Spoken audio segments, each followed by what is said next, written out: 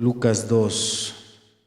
Vamos a leer todos parejitos del versículo 1 al versículo 20. Lucas 2, capítulo 2, verso 1 al 20. Háganlo bien, por favor. Adelante. Aconteció en aquellos días que se promulgó un edicto de parte de Augusto César, que todo el mundo fuese empadronado. Este primer censo se hizo siendo Cirenio gobernador de Siria, e iban todos para ser empadronados, cada uno a su ciudad. Y José subió de Galilea, de la ciudad de Nazaret, a Judea, a la ciudad de David, que se llama Belén, por cuanto era de la casa y familia de David, para ser empadronado con María su mujer, desposada con él, la cual estaba encinta. Y aconteció que estando ellos allí, se cumplieron los días de su alumbramiento, y dio a luz a su hijo primogénito, y lo envolvió en pañales, y lo acostó en un pesebre, porque no había lugar para ellos en el mesón. Había pastores en la misma región que velaban y guardaban las vigilias de la noche sobre su rebaño. Y he aquí, se les presentó un ángel del Señor, y la gloria del Señor los rodeó de resplandor, y tuvieron gran temor. Pero el ángel les dijo: no temáis, porque he aquí os doy nuevas de gran gozo, que será para todo el pueblo, que os ha nacido hoy en la ciudad de David un Salvador, que es Cristo el Señor. Esto os servirá de señal: hallaréis al niño envuelto en pañales, acostado en un pesebre. Y repentinamente apareció con el ángel una multitud de las huestes celestiales, que alababan a Dios y decían: gloria a Dios en las alturas, y en la tierra paz, buena voluntad para los hombres. Sucedió que cuando los ángeles se fueron de ellos al cielo, los pastores se dijeron unos a otros: pasemos, pues, hasta Belén, y veamos esto que ha sucedido, y que el Señor nos ha manifestado. Vinieron, pues, apresuradamente, y hallaron a María y a José, y al niño acostado en el pesebre, y al verlo, dieron a conocer lo que se les había dicho acerca del niño, y todos los que oyeron se maravillaron de lo que los pastores les decían.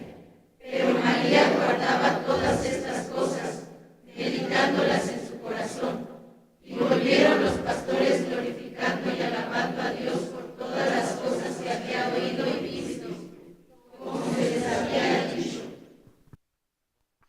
Hay muchas cosas misteriosas que giran en torno al nacimiento del Señor Jesucristo. Muchas cosas que nos hacen preguntarnos: ¿por qué tuvieron que suceder las cosas de esa manera? Sucesos que, según nuestra percepción, rompen el estándar común. Y si les prestamos atención a esos detalles que nos narra Lucas, a esos eventos sobresalientes, como también a los pormenores sobre el nacimiento de Jesús, podremos entender mejor cómo piensa Dios y por qué actúa Dios de ciertas formas. Hoy veremos aquellas cosas que Dios hizo en el nacimiento de su Hijo y cómo es que Dios no ha cambiado desde hace 2000 años a nuestros días.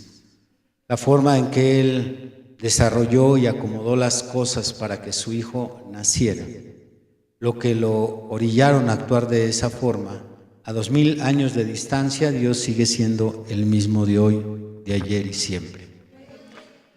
Para mi tema tomé prestado el título del mensaje, el sermón que predicó el reverendo William Branham, al cual él tituló ¿Por qué tuvo que ser pastor? O ¿por qué tuvieron que ser pastores? Vamos a estar analizando de ahí del Evangelio de Lucas algunos detalles interesantes del nacimiento del Señor. Ahora, nosotros como iglesia cristiana, sabemos desde hace muchos años que el nacimiento del Señor Jesucristo no fue un 25 de diciembre. Yo he dado estudios donde he demostrado por las Escrituras que el Señor nació probablemente entre el 12 y 14 de abril. Pero la tradición ha sincretizado la fecha del 25 de diciembre, que es una sincretización de la festividad del Sol Invictus, que es un dios pagano romano.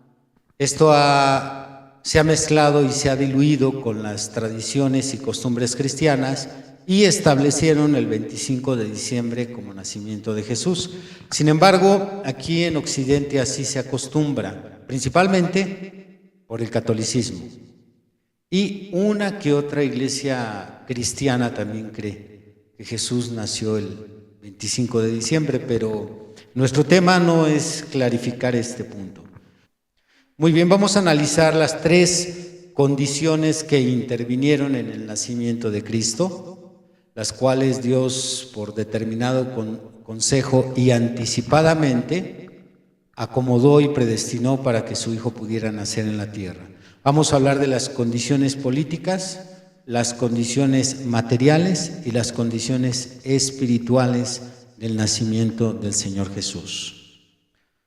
Muy bien, vamos a analizar primero las condiciones políticas. Abra por favor Lucas nuevamente y vamos a leer ahí en el capítulo 2 los primeros 5 versículos. Lucas 2 del verso 1 al 5, ¿lo tenemos? Léanlo nuevamente, lo hicieron muy bien hace un momento, lo pueden hacer nuevamente, del 1 al 5, adelante. Aconteció en aquellos días que se promulgó un edicto de parte de Augusto César, que todo el mundo fuese empadronado. Este primer censo se hizo siendo Cirenio gobernador de Siria, e iban todos para ser empadronados, cada uno a su ciudad. Y José subió de Galilea, de la ciudad de Nazaret, a Judea, a la ciudad de David, que se llama Belén, por cuanto era de la casa de familia de David, para ser empadronado con María su mujer, desposada con él, la cual estaba encinta. En las condiciones políticas encontramos que pocos días antes de que naciera el Hijo de Dios en esta tierra se realiza un censo.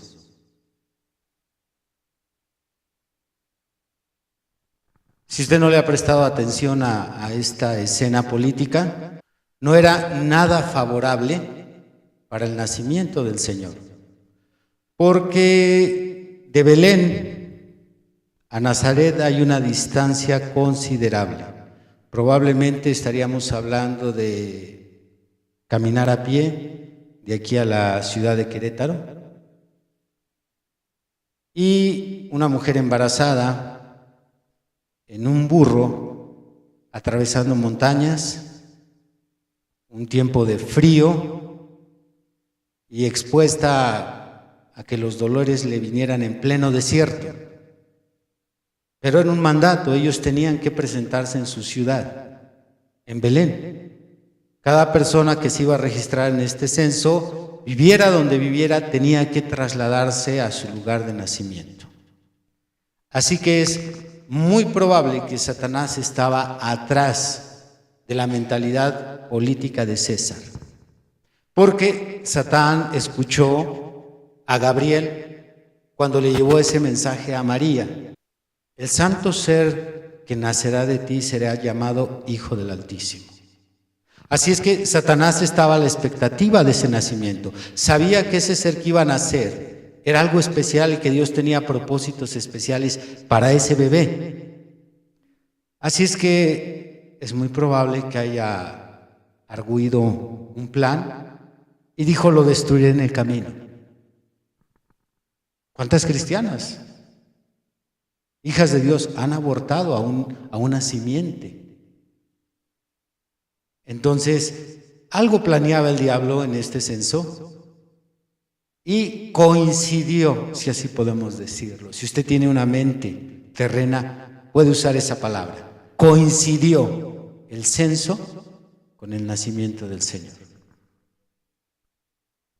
Yo creo que sí fue la mente de Satanás ungiendo a César para que programara el censo para esa fecha, porque la Biblia nos da antecedentes, nos dice cómo es que Satanás incitó a David para aquel censo que hizo en los días de Joab, y cómo es que no logró Joab persuadir al rey para que no hiciera el censo. Pero la Escritura comienza diciendo que Satanás incitó a David.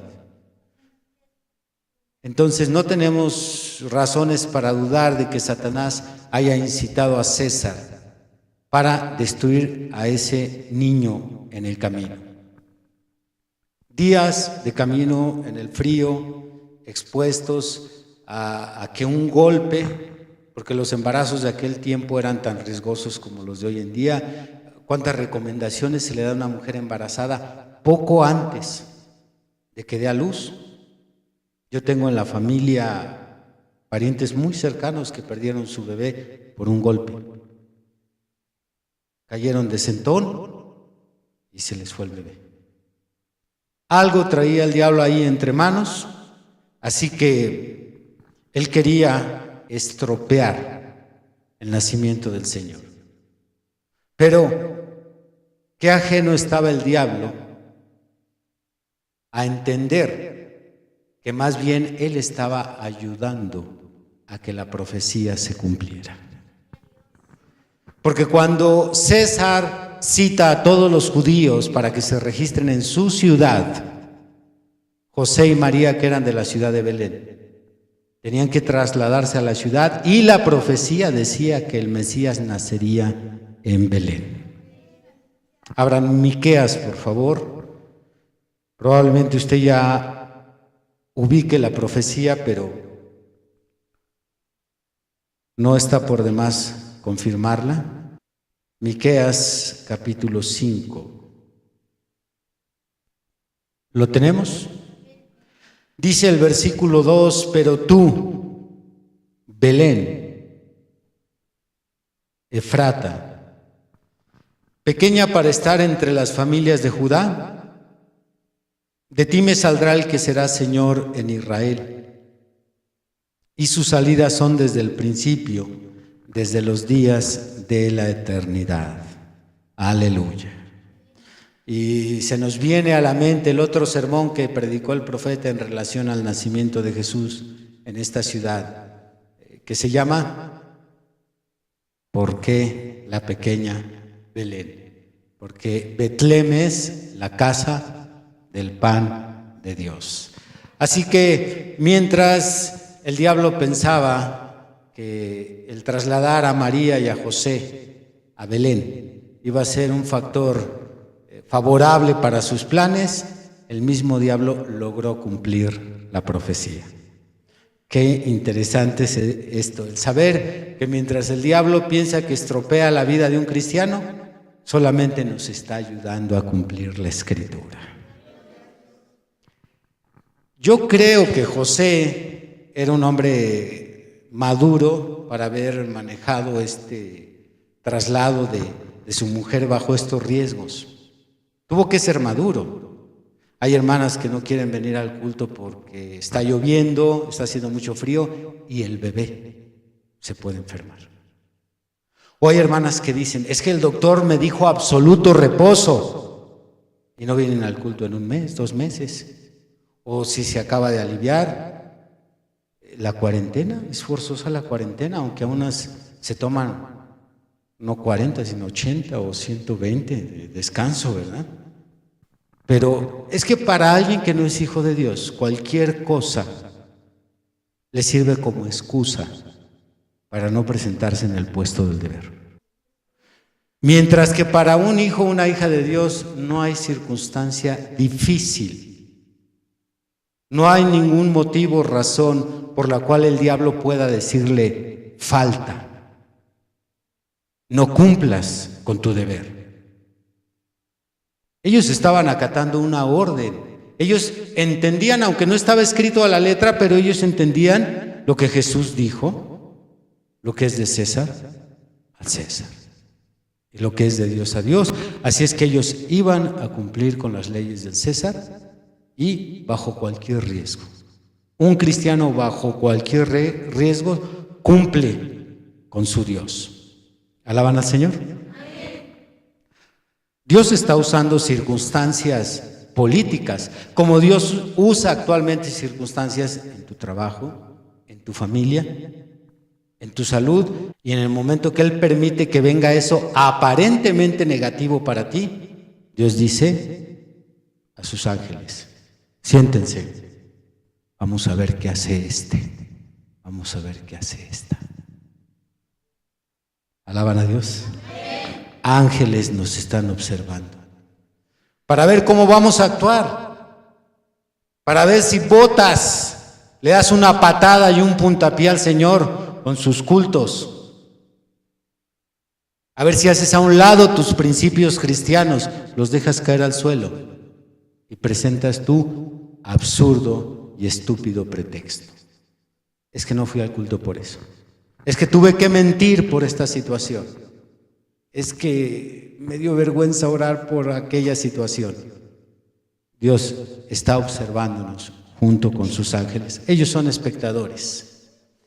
Así que, sin importar las adversidades, José toma a su mujercita embarazada y se traslada. Y aquello que el diablo usó para destrucción dio cumplimiento a la profecía. Alabado sea el Señor por siempre. Así es que si son las cosas que el diablo va a traer sobre nuestra vida, las que van a dar cumplimiento a la Escritura, para este tiempo hay mucha profecía sobre la iglesia. Ayer, donde estuvimos cenando, estuve conviviendo con unos hermanos, pasé la Navidad con ellos, estuvimos platicando de que viene el cierre de iglesias. De un momento a otro las leyes van a decir: no hay libertad de culto. Está bien que venga para que se vaya lo que no es y se afirme lo que es. ¿Alaban a Dios? Si el hambre, la pobreza, las deudas, el rechazo de mi familia, el rechazo de la iglesia, el rechazo del mismo pastor, si nada de eso me ha arrancado lo que Dios me ha dado, tampoco el gobierno me lo podrá arrancar. Pero si mucho menos que eso te ha quitado lo que Dios te ha dado, con mayor razón, cuando venga una presión con amenazas, golpes y probablemente hasta la advertencia de muerte, te quitará lo último que te queda de Dios. Alaban al Señor. La profecía eso es lo que hace. Sacude la siembra. La mies del Señor es sacudida y se va el tamo, se queda el trigo. ¿Alaban al Señor? Así es que no hay nada negativo, no hay nada perjudicial para los cristianos verdaderos que el diablo pueda traer sobre nuestras vidas. Lo que te está pasando, lo que me está pasando, si no es de inmediato, a la postre traerá edificación, crecimiento, fortaleza. Aleluya. Solo con una mente espiritual podemos nosotros apreciar los sucesos políticos en este mundo. Así que en las condiciones políticas difíciles para María, para José, Dios escogió eso que aparentemente era negativo para traer a su hijo aquí a la tierra. Y actualmente el Hijo de Dios se está formando en usted, se está formando en mí. La estatura de un varón perfecto. Cristo está creciendo en nosotros. Unos se van a quedar enanos, otros jóvenes, pubertos, pero otros maduraremos a la estatura de un varón perfecto. Alabado sea el Señor. Aún las pruebas espirituales, aún los pecados, que es algo que tanto nos aflige y nos duele, aún Dios obra en aquello. No es algo que los cristianos disfrutemos, por el contrario, nos pesa nuestra condición, pero a través de nuestras caídas crecemos en la confianza en su misericordia. Crecemos en la confianza en su intercesión. Si yo estuviera firme en mi fe, por mi caminar, solo estaría en algunos meses firme. Pero estoy firme en mi fe por mi confianza en su intercesión. Porque sé que Él no me ve a mí, ve a Jesús. Porque dependo de que Él tomó mi lugar, de quién es Él y no quién soy yo. ¿Alaban a Dios? Así es que démosle gracias a Dios por las pruebas, por el sufrimiento, por la pobreza, por la enfermedad, por la situación difícil que empeora en el país. Alabado sea su nombre. Bien, estas son las condiciones políticas. Ahora vamos a ver cuáles son las condiciones materiales en las que nació nuestro Señor. Ahí mismo en Lucas capítulo 2, versículos 6 y 7, por favor, lean los 6 y 7. Adelante. Y aconteció que estando ellos ahí, se cumplieron los días de su alumbramiento, y dio a luz a su hijo primogénito, y lo envolvió en pañales, y lo acostó en un pesebre, porque no había lugar para ellos en el mesón. Muy claro en estos dos versículos, solo dos versículos, pero hay mucha información de las condiciones en que nació el Rey de Reyes. Los reyes nacen en los palacios. Cuando nace un príncipe, lo mejor para ese rey. No solo en el pasado, actualmente cuando nació el príncipe Carlos de Gales, no nació en un establo, en un rancho, en un pueblito. Nació ahí en el palacio de Buckingham. Lo mejor para la realeza. Pero aquí tenemos algo que choca con esa mentalidad. Aquí tenemos al Rey de Reyes naciendo en un establo en medio de la pobreza. No había ginecólogo. ¿Se ha puesto a pensar cómo se las arregló un carpintero para que naciera su hijo? ¿Qué usó José para ayudar a María a que naciera el Señor Jesús? ¿Cuántas madrecitas tenemos aquí? Levanten la mano. Bueno, ellas pudieran darles cátedra de que se requiere un bisturí para abrir la piel de la mujer para que pueda nacer el bebé. Se requiere agua oxigenada, un lugar con mucha higiene, todo esterilizado, pero el Señor no tenía ginecólogo, no tenía partera, no había una cuna. ¿Leímos dónde pusieron al Señor? En un pesebre. ¿Cuántos de aquí saben qué es un pesebre? Pocas manos. Es el comedero de los animales. Los cerdos tienen pesebres, donde le ponen ahí el maíz o el desperdicio. Las vacas tienen pesebres, los corderos, los chivos. Ahí es donde pusieron al Rey de Reyes. No hubo pañales, era una cueva. Ellos tampoco iban preparados. Leímos, no había lugar en el mesón, tuvieron que acomodarse donde les diera el alumbramiento. Allá en San Luis hace unos años una noticia se hizo famosa una señora porque nació su bebé en plena plaza, en una de las plazas más turísticas de San Luis. Ahí a las 12 le agarró el alumbramiento, ahí nada más la rodearon las personas y pues se quitaron su suéter y trataron ahí de ayudarla. Noticia sobresaliente. Aquí estaban ellos dos, entre vacas, probablemente bueyes, burros, nada de higiene. ¿Tenemos a alguien esperando bebé?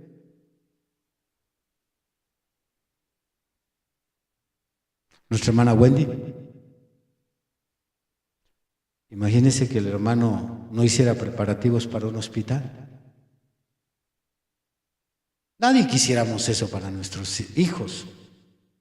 Por muy pobre que sea un lugar, siempre dentro de las posibilidades buscamos lo mejor.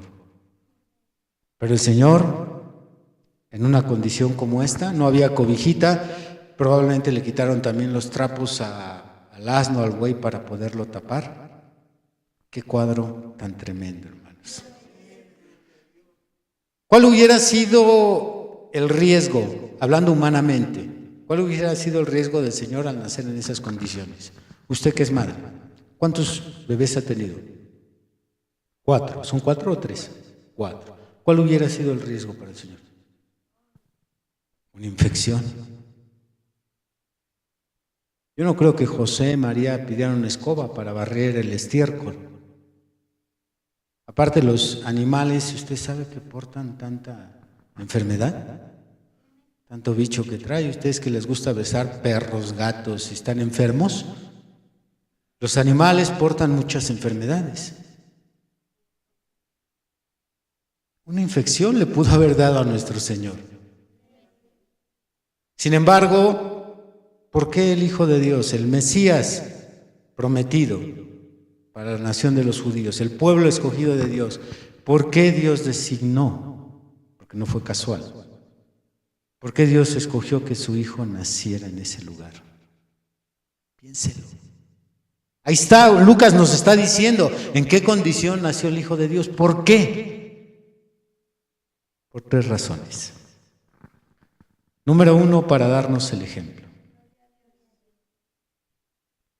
Número 2, para sufrir por nosotros. Y número 3, para cumplir la figura.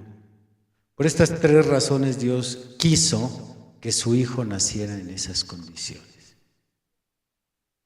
Así es que analicemos cada una de ellas para darnos el ejemplo. No te escandalices cuando tu bebé no tiene todo. No te asustes. No digas, ¿y qué va a hacer de mi bebé? Él solo me tiene a mí. Ahí está el ejemplo de cómo nació el Maestro. Él escogió, porque todo esto fue con anticipado consejo, Él escogió una familia pobre.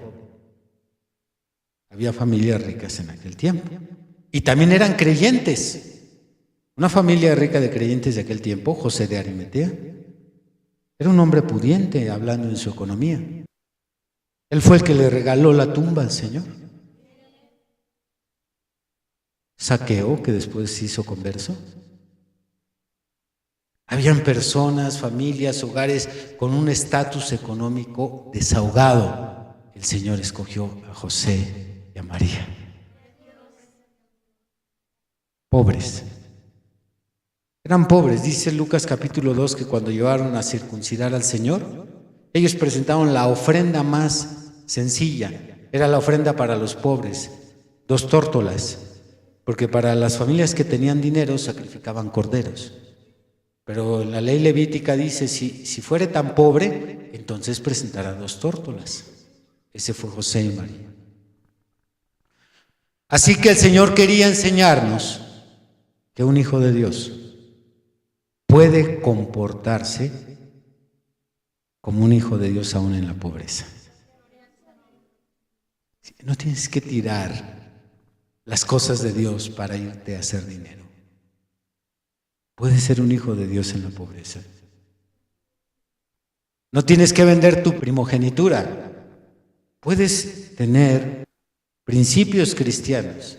Claro que esto va a repercutir normalmente en la economía. Es donde el diablo suele hacer el trueque. Te doy dinero, te doy bienes materiales, pero me das, y él te va a pedir algo de tu vida espiritual. Yo he observado, porque yo soy un crítico del diablo, y me gusta sentarme y ver cómo trabaja, y y lo analizo. Porque primero me ha robado a mí y luego le roba a la iglesia. Y me pongo a pensar, ¿cómo se me metió? ¿Por dónde se me metió, Señor? Yo no estaba en esta condición. Yo no hacía esto, ni hacía aquello. Yo antes hacía esto, ahora ya no lo hago. ¿Por dónde se metió? ¿No te has sentado a analizarlo? Yo lo he analizado muchas veces. Y me he dado cuenta que Él es un comerciante. Le gusta negociar. Como Él sabe que Él es el dueño de todo lo que hay en este mundo, bienes materiales, posiciones, relaciones, Él te puede ofrecer amistades, trabajo, puestos, dinero, casa, fama, felicidad, paseos, diversión. Dice el diablo, dime lo que quieres, pero tiene un precio. Tiene un precio. Y también es buen comerciante, no cobra caro. A la mente humana no cobra caro. No cobra caro. Nada más, cuando hace buen negocio dice, nada más dame un culto. Nada más un culto. Nada más un culto. Y yo te doy más trabajo, pero dame un culto. Nada más uno, no te pido más. Un culto nada más.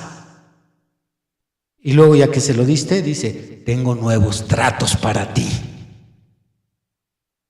Dame otro. Y te voy a divertir como no tienes idea. Siempre está negociando con los hijos de Dios. Usted recuerda, Lucas 4, quiso negociar con el maestro, pero el Señor ya sabía que era un tramposo. Quería negociarle al Señor lo que el Señor sabía que un día era de él. Le dijo, si postrado me adoras, te daré todo. Y el Señor le dijo, vete, Satanás. Si agregáramos los pensamientos del maestro, pudo haberle dicho, lo que tú me ofreces un día será mío. Nada más es cuestión de tiempo y un día lo que tú me ofreces vendrá a mis manos. ¿Alaban a Dios? Así es que el diablo siempre estará negociando contigo, principalmente en temas materiales, económicos, diversiones, etcétera. Pero el maestro ya nos dio el ejemplo. Desde su nacimiento, él escogió un hogar pobre. Él escogió en su nacimiento adversidades para enseñarnos cómo camina, cómo debe de caminar un cristiano aquí en la tierra. ¿Alaban al Señor? Bien.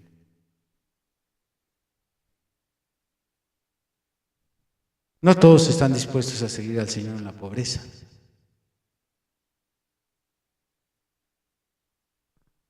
Seguir al Señor con dinero, con trabajo y con una casa es muy sencillo, muy fácil.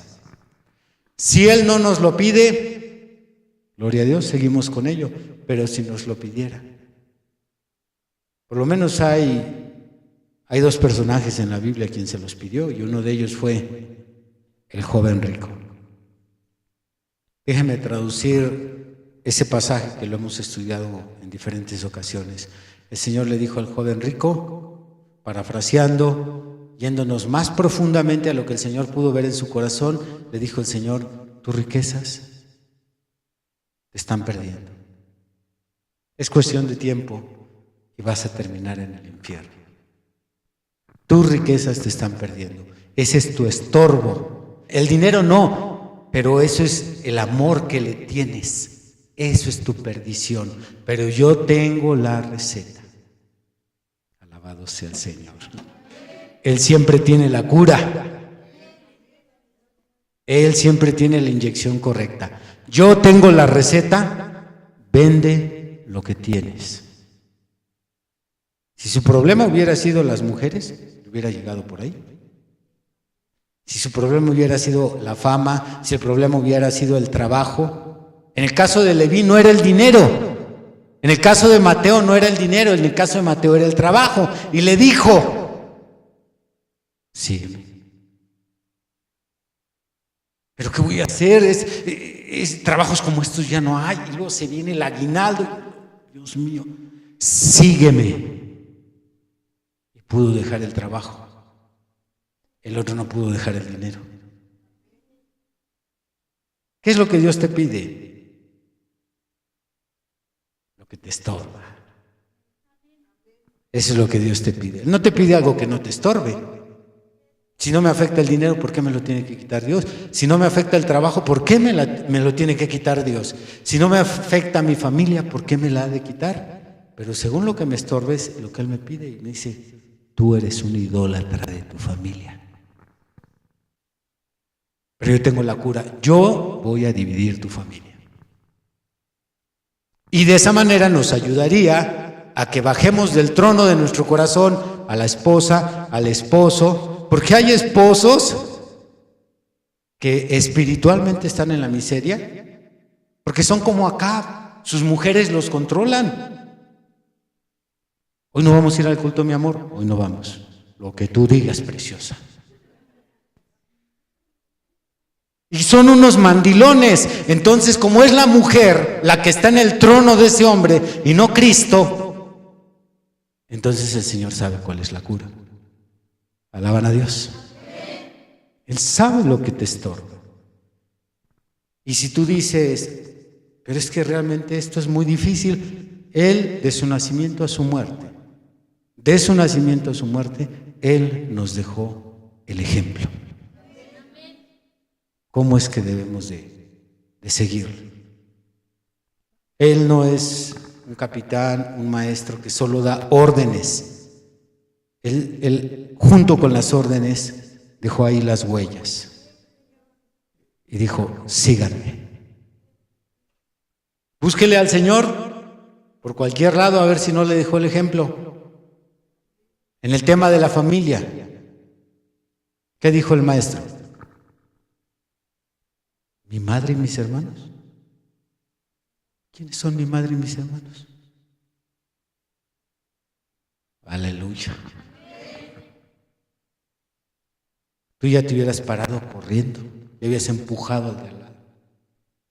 ¿Y ahora qué, hermano? ¿A dónde va? Es que mi mamacita está allá afuera. Él no fue y ahí estaba María allá afuera. En el dinero, ¿tuvo el Señor ofertas de dinero? Claro que tuvo propuestas, no solo la que el diablo le lanzó ahí en el monte de la tentación. Tuvo propuestas en el tema del dinero, en el tema de la fama. En todo dejó el Señor el ejemplo. ¿Alaban a Dios? Punto número 2, para sufrir por nosotros. Dice el apóstol Pablo, que él siendo rico, se hizo pobre, para que nosotros fuéramos enriquecidos. Así es que muchas de las cosas que hoy tenemos los cristianos es gracias a que Él hizo cambio de lugar. Que claro, Él ha designado para nosotros una medida de sufrimiento. Y si somos cristianos, no vamos a erradicar totalmente el sufrimiento de nuestra vida, pero Él lo disminuyó al tomar nuestro lugar. Así es que no solo sufrió en el infierno para que yo no fuera a sufrir al infierno, sino sufrió en esta vida para que yo tuviera menor sufrimiento en esta vida. Así es que si tienes hambre, deberías de tener más hambre, pero no la tienes gracias a Él. Si tienes rechazo, no tienes suficiente rechazo, porque gracias a Él, Él ya cargó con la mayoría del rechazo. Isaías 53 es más explícito en este punto, pero usted tiene que interpretar lo demás. Isaías 53 dice que Él llevó nuestras dolencias, las nuestras. Así es que de nacimiento a fin, Él llevó el sufrimiento que su iglesia debería de llevar. Y finalmente, para cumplir la figura. Por eso tuvo que nacer ahí en esa cueva, porque Juan lo anunció. Entre los muchos títulos que tiene el maestro, él tiene el título de la luz de este mundo, él es el león de la tribu de Judá, él es la vid verdadera, el pan de vida, etcétera. Los que más se identificó en su ministerio, Él es el Cordero de Dios. Y los corderos nacen en hospitales. ¿Ha visto usted alguna madre cordero en una camilla? Con suero. Va a atender a un cordero. Los corderos nacen en establos. Nacen entre otros corderos. ¿Y cómo el Señor cumplió la figura en todo, hermanos? En todo. Cómo su nacimiento tenía que dar cumplimiento a esa figura. Si era el Cordero de Dios, tenía que nacer como Cordero. ¿Alaban a Dios? Muy bien, ahora pasemos a lo tercero, las condiciones espirituales. Ya vimos las condiciones políticas, las condiciones materiales, ahora las condiciones espirituales. Lucas capítulo 2 nuevamente. Vamos a leer ahora del verso 8 al 14. ¿Alaban a Cristo? Vamos a leer del 8 al 14 adelante. Había pastores en la misma región que velaban y guardaban las vigilias de la noche sobre su rebaño. Y he aquí, se les presentó un ángel del Señor, y la gloria del Señor los rodeó de resplandor, y tuvieron gran temor. Pero el ángel les dijo: no temáis, porque he aquí os doy nuevas de gran gozo, que será para todo el pueblo, que nos ha nacido hoy en la ciudad de David un Salvador, que es Cristo el Señor. Esto os servirá de señal: hallaréis al niño envuelto en pañales, acostado en un pesebre. Y repentinamente apareció con el ángel una multitud de las huestes celestiales, que alababan a Dios y decían: gloria a Dios en las alturas, y en la tierra paz, buena voluntad para con los hombres. Nuevamente me quedo pasmado. Interesantísimo.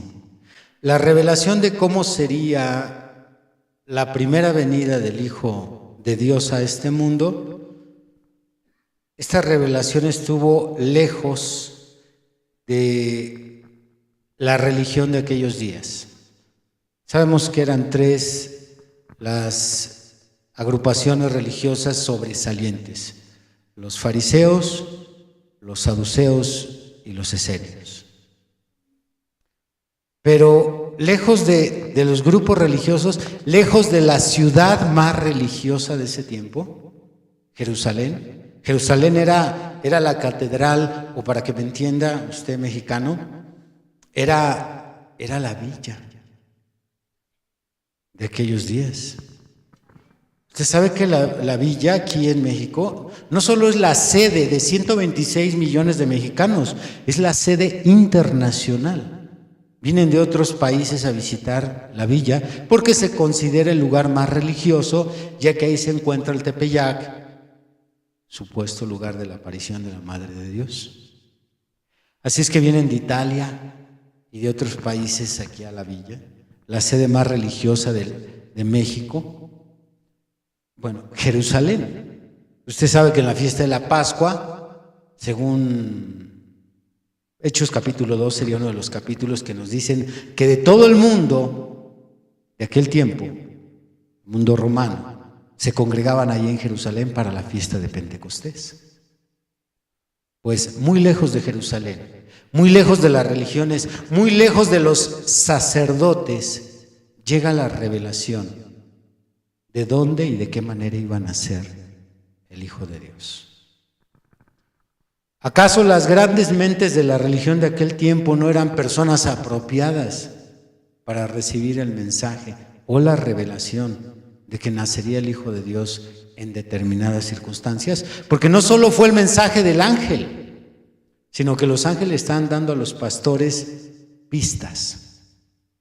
Les dijo: esta será la señal. ¿Cuál era la señal? Y acostado en un pesebre. Pon cara de sorprendido, dile al de al lado: interesante. ¿Por qué Dios pasaría por alto a las tres religiones o agrupaciones religiosas más destacadas de aquel tiempo. ¿Por qué pasaría por alto a la ciudad más religiosa de aquel tiempo? Porque Jerusalén no sabía nada del nacimiento del Hijo de Dios. ¿Usted recuerda en Mateo 2 que cuando llegaron los magos, llegaron a Jerusalén preguntando? ¿Qué dice la Biblia? ¿Qué dice la Biblia cuando escucharon la pregunta de los magos? La Biblia dice, toda la ciudad se conmovió. El Hijo de Dios ya había nacido y ellos no estaban enterados. ¿Qué nació? ¿Cómo que nació? Si nosotros tenemos 1800 años esperando la simiente de Abraham, ¿cómo que nació? Y Herodes descontrolado, y el Sanedrín, nadie ha dicho nada. ¿Qué está pasando? Nadie lee el periódico estos días, todos desconcertados. ¿Por qué el mensaje no llegó a ellos?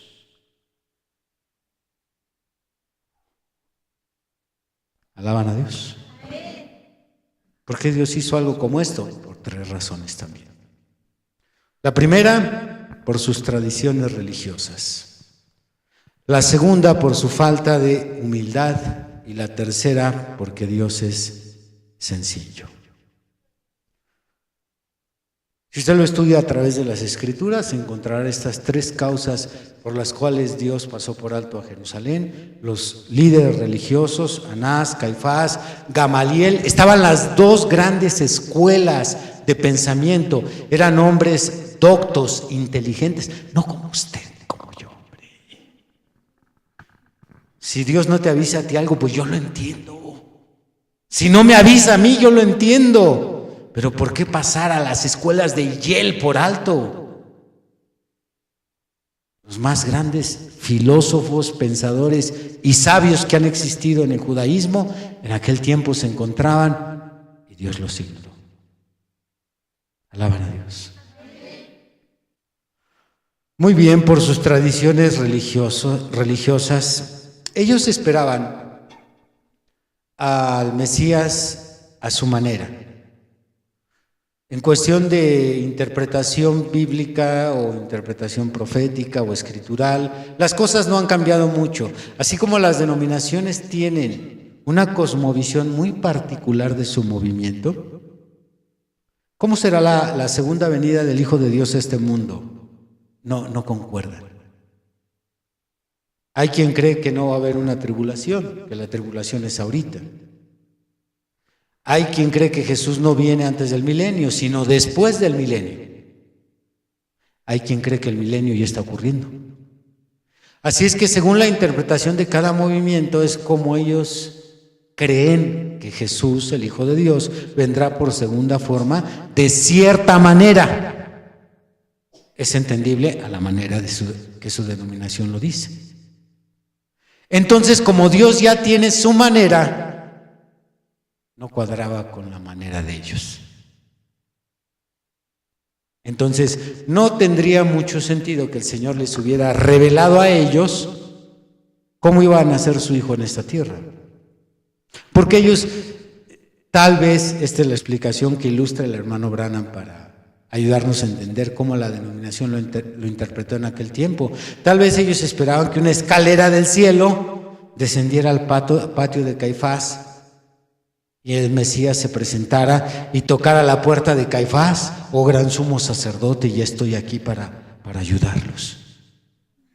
Ustedes han de recordar que aún los mismos apóstoles, no solo el pueblo, sino aún los más allegados a Jesús, ellos creían que el Mesías los iba a liberar políticamente.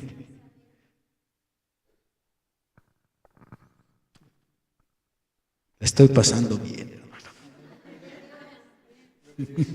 Mientras algunos se duermen, yo la estoy pasando bien.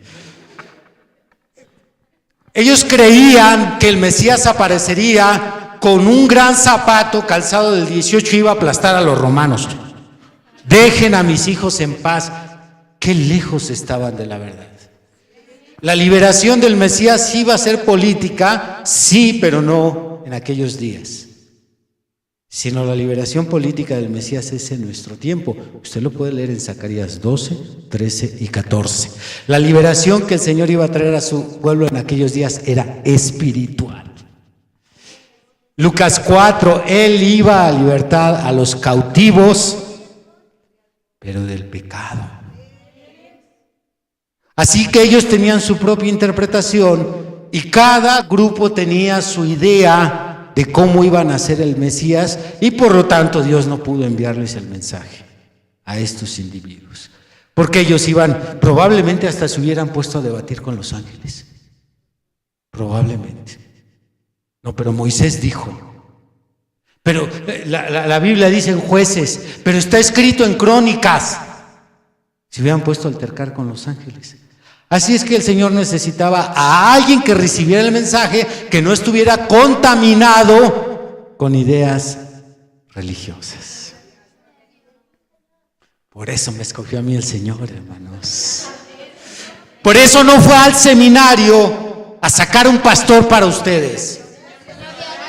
Por eso el Señor normalmente sus pastores no los saca de institutos bíblicos, de escuelas escolásticas, donde saca hombres ilustres con título, diploma, anillo, reconocimiento de graduación.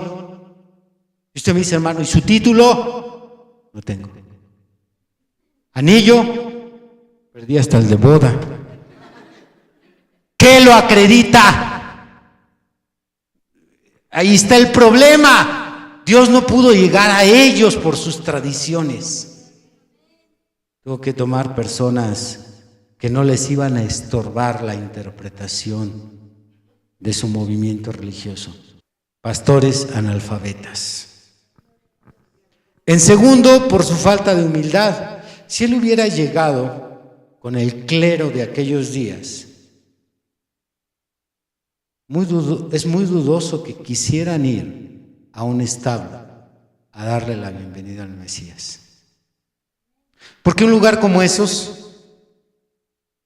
apesta, literalmente apesta, como a veces apesta aquí. El lugar está chiquito, cerrado, hacemos lo posible porque haya ventilación, pero a veces se concentra el olor del sudor.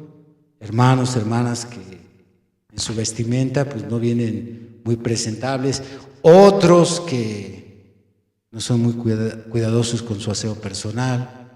Si juntamos todas esas cositas, huele un poquito mal. Y eso es un estorbo para los que se mueven en otras esferas.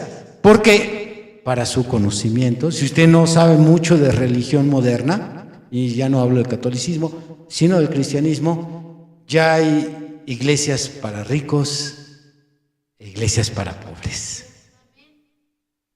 Si usted no es de nuestra clase, de los olvidados, si usted no es de nuestro rango, sino que usted tiene dinero, tiene carro, huele bien, se baña y da el gatazo de ser de arriba, entonces pues esta vida nueva para el mundo, esa es una buena religión para usted. Ahí va la gente con dinero, la gente que se cree así mucho como usted. Ahí es otro nivel. Por eso usted, si es más o menos pobre o de término medio hacia abajo y desgraciadamente no se baña, y pues bienvenido. Dile al de al lado, bienvenido, pero báñate. No te caería nada mal un bañito. Ellos hubieran llegado, dice el mensajero de esta edad. William Branham lo ilustra de la siguiente forma: si el mensaje de los ángeles hubiera dicho, ha nacido el Mesías y está en un establo y hay vacas, burros y está el estiércol, ellos hubieran llegado apretándose la nariz. Huele feo aquí. Y en esa hediondez estaba el Hijo de Dios. Entre esos animales, un establo no huele bien. Si usted ha estado en un establo, solamente el olor de los animales, ya no el estiércol, no huele bien. Entonces se requiere en ocasiones, no siempre, pero en ocasiones, humildad para moverse a ciertos lugares. Cuando uno predica, pues en ocasiones tiene que ir a pueblos, tiene que ir a ranchitos, tiene que ir a lugares pues donde la gente no es muy higiénica en su hogar ni en su aspecto personal. Y con esto no estoy aplaudiendo ni estoy fomentando la antihigiene, para que no digas ahí por dentro, yupi. No estoy haciendo eso. Estoy explicando que a veces esas circunstancias se presentan, y a esa fue la que escogió el Hijo de Dios. Un lugar nada atractivo, no olía bien, las personas ahí extremadamente pobres, pero a los pastores, como eran humildes, no les estorbó el lugar donde nació el Hijo de Dios. Ellos hubieran podido ir a un palacio, como pudieron ir ahí a esa cueva. ¿Alaban al Señor? Bien. Y usted dice, ay hermano, sí, déles duro a aquellos religiosos. Eso está a veces ungiendo a algunos de ustedes cuando escogen con qué hermanos convivir. Véanlos, esos demonios escondidos en sus supuestos grupitos de relación. ¿No te gusta relacionarte mucho con el hermano que vive en un cuarto encerrado, donde no hay ventilación, donde huele un poquito feo? Te gustan ciertos lugares, ¿verdad? Es que te ungen los mismos espíritus. No son otros, son los mismos. Se te sube la crema, piensas que eres de otro nivel. Esa unción también se mete aquí. Alaban a Dios. Que Él nos ayude. Y tercero, la razón por la cual Dios escogió hacerlo en estas condiciones es porque Dios es sencillo. Él está al alcance de todos. No solo gente rica, gente preparada, gente con dinero, no solo la gente culta o que tiene un estatus social muy bueno, pueden comprender a Dios, pueden alcanzar la revelación. En la sencillez, un mensaje titulado Predicado Dios en Simplicidad, ahí nuestro hermano William Branham enseña que una de las características más grandes que tiene nuestro Señor es que se puede hacer tan sencillo. Por eso no debes de estar sufriendo o quebrándote la cabeza. ¿Cómo sabré que Dios me habló? ¿Cómo sabré cuando Él me responda a mi oración? Cuando Él responde, cuando Él dirige a un hijo de Dios, cuando Él quiere tratar con alguien, Él se baja al nivel del hermano de nuestra iglesia que tenga la menor capacidad inteligente para captar o entender cosas. A ese nivel se baja. Sí. Por eso, por estas sencillas razones, he descubierto que Dios escogió que en estas tres condiciones naciera su Hijo. En estas condiciones políticas, en estas condiciones espirituales, en estas condiciones materiales, Dios dijo, esto es lo que se necesita para que mi Hijo nazca en este mundo. ¿Alaban al Señor? Pónganse de pie.